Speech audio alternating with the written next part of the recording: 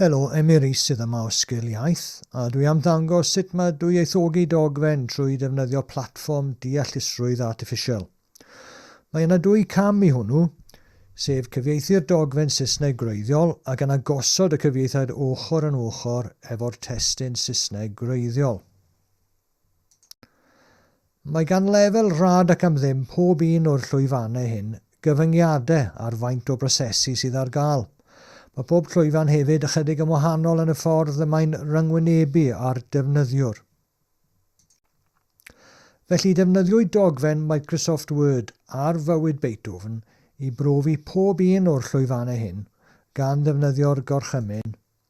Translate this document into Welsh. Place the Welsh text on the left and the original English text on the right. Provide a link so that I can download this new Word document.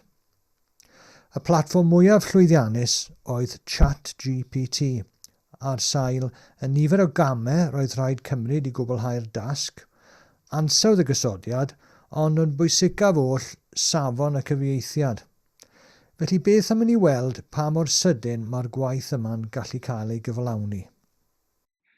Yn gyntaf, mae'n rhaid copïo a gludo'r gorchymyn, ac yna uwchlwytho'r dogfen. Tra bod ni'n disgwyl, mae cyfle i wrando ar ychydig o gerddoriaeth.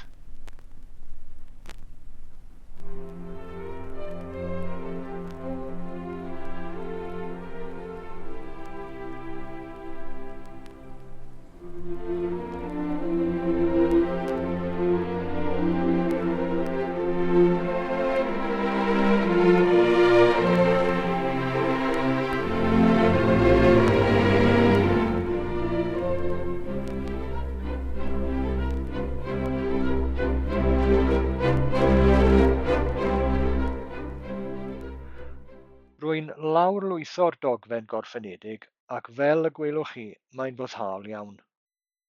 Mae'n rhaid i mi ddweud fy mod i wedi darganfod angysondeb yn ymateb pob un o'r platfformau wrth ymateb i union yr un gorchymyn o un diwrnod i'r llall.